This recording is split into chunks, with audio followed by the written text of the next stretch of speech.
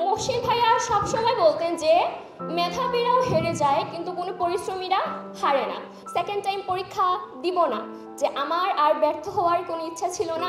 Public university, তো সেখানে তো যারা সবচেয়ে বেশি ব্রিলিয়ান্ট তারাই চান্স পায়, অবশ্যই এদের ভালো রেজাল্ট থাকতে হয়।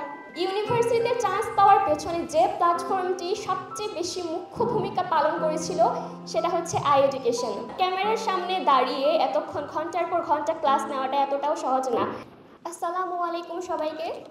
আই এডুকেশন কর্তৃক আয়োজিত ফিউচার পাবলিকিয়ান হান্ট অনুষ্ঠানে উপস্থিত সম্মানিত শিক্ষকবৃন্দ, আমার সহপাঠীগণ এবং প্রিয় ছোট ভাই বোনেরা, আপনাদের আমার আন্তরিক শুভেচ্ছা জানাচ্ছি। আমি তমশ্রী শিলকেয়া, অধ্যয়ন করছি চট্টগ্রাম বিশ্ববিদ্যালয়ের অর্থনীতি বিভাগে।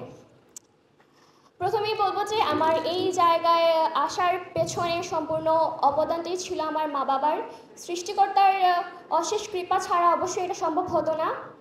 আমি বোধহয় যে ব্যক্তি বারবার ভেঙে পড়েছিলাম, আমার কোনো ক্লাসে প্লাস ছিল না, তো ভাবতাম যে পাবলিক ইউনিভার্সিটি, তো সেখানে তো যারা সবচেয়ে বেশি ব্রিলিয়ান্ট তারাই চান্স পায়, অবশ্যই এদের ভালো রেজাল্ট থাকতে হয়। আমার কোনো ক্লাসে এ প্লাস ছিল না, আমি কোনো পাবলিক পরীক্ষায় ভালো করতে পারতাম না, তো প্রচুর ভেঙে পড়েছিলাম। একটা সময় পরে যখন সেকেন্ড টাইমের জন্য মেইনলি প্রিপারেশন নিব কি নিব না এটা ভাবছিলাম, তখনই মেইনলি হচ্ছে যে মহসিন ভাইয়া, ওনার ক্লাস দেখতাম যে আমার নিউজ ফিডে আসতো। তারপর যখন ভাইয়ের ক্লাস করতাম ভালো লাগতো। তারপরে হচ্ছে যে তাও আমি সেকেন্ড টাইম পরীক্ষা দিব না, যে আমার আর ব্যর্থ হওয়ার কোনো ইচ্ছা ছিল না। আর এবার যে পরীক্ষা দিলেই আমি একটা পাবলিক ইউনিভার্সিটি সিট পাবো এরকমও তো কিছু না। তারপর যাই হোক, আমার বন্ধু বান্ধব যা আছে তারাই আমাকে বললো যে তুই কোনো অনলাইন প্ল্যাটফর্ম হোক বা অফলাইন হোক তুই যুক্ত হয়ে দেখতে পারিস। তারপরে কয়েকজন ঘাটাঘাটি করে আমাকে বললো যে তুই আই এডুকেশন ভর্তি হতে পারিস। তো প্রথম দিকে আই এডুকেশনের ক্লাস নিয়ে আমার এতটাও ধারণা ছিল না, শুধুমাত্র মহসিন ভাইয়াকেই চিনতাম।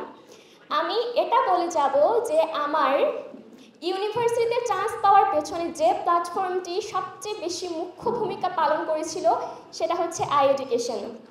শুরু থেকেই জিকেতে এত বেশি দুর্বল ছিলাম, আমার ব্যাকগ্রাউন্ড সায়েন্স ছিল, তো জিকের জিও পারতাম না। তারপরে যখন ফাহাদ ভাইয়া, জুবায়ের ভাইয়া আমাদের ক্লাস করতাম, আস্তে আস্তে দেখতাম যে আমার ফার্স্ট টাইমে কোনো প্রিপারেশনই ছিল না, এত লেকিংস ছিল আমার মধ্যে। তারপরে যখন ইউসুফ ভাইয়ার বাংলা ক্লাস করতাম তখন দেখলাম আমার জানার ঘাটতি আসলেই ছিল। যারা চান্স পায় এদেরকে অনেক বেশি জানতে হয়। আমি যখন মহসিন ভাইয়ের ক্লাস করতাম, তো ওই ক্লাস থেকে যে শুধু পড়াশোনাই করতাম এমনটাই না, আমি সব কিছু নোট ডাউন করতাম। যখন ভাইয়ারা ক্লাস নিতেন স্লাইড থেকেও যেমন নোট ডাউন করতাম, তেমনি মহসিন ভাইয়ার প্রত্যেকটা কথাও আমি নোট ডাউন করে রাখতাম। কারণ আমি জানি যে আমি যখন পড়তে বসবো আবার ডিপ্রেশনে যাব, আবার ভেঙে পড়বো, কিন্তু যখন ওই কথাগুলো আমার চোখে পড়তো তখন আমি আবার মনোবল পেতাম। মহসিন ভাইয়া সবসময় বলতেন যে মেধাবীরাও হেরে যায় কিন্তু কোনো পরিশ্রমীরা হারে না। আমার কাছে পরিশ্রম ছাড়া দেওয়ার মতো কিছুই ছিল না, শুধুমাত্র হার্ডওয়ার্ক, অধ্যবসায় এবং মনোবল, এই তিনটার মাধ্যমেই আমার সামনের দিকে এগিয়ে যাওয়া। আমি বলবো যে আই এডুকেশনের সার্বিক সহযোগিতা ছিল অবশ্যই, এছাড়া আমার পক্ষে এতদূর আসা সম্ভব হতো না। খুব বেশি সিরিয়াস ছিলাম এই সময়টাতে, বিকজ আমি ন্যাশনালেও পড়বো না, আমি হচ্ছে যে পাবলিক ইউনিভার্সিটি আমার সিট লাগবে। তারপরে জাহাঙ্গীরনগর ইউনিভার্সিটিতে এক্সাম দেই।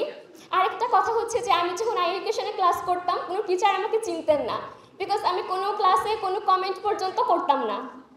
যখন আমি চাইতাম এটা যে আমার রেজাল্টের মাধ্যমে যেন টিচাররা আমাকে চেনে নেয়। জাহাঙ্গীরনগর ইউনিভার্সিটির যখন এক্সাম দেই, তারপরে আমার পজিশন আসে, তারপর আমি ফাহাদ ভাইয়াকে নক দিই। মহসিন ভাইকে প্রচুর ভয় পাইতাম, সাহস হতো না নক দেওয়ার। তারপরে হচ্ছে যে রাজশাহী ইউনিভার্সিটির এক্সাম আসে, আমি ওইখানেও একটা ভালো পজিশন আসে। চট্টগ্রাম বিশ্ববিদ্যালয়ে পরীক্ষার আগে যে আমাকে চবিতে চান্স পাওয়া লাগবে এরকম কোনো চিন্তাভাবনা ছিল না, কারণ আমি সেকেন্ড টাইমার ছিলাম।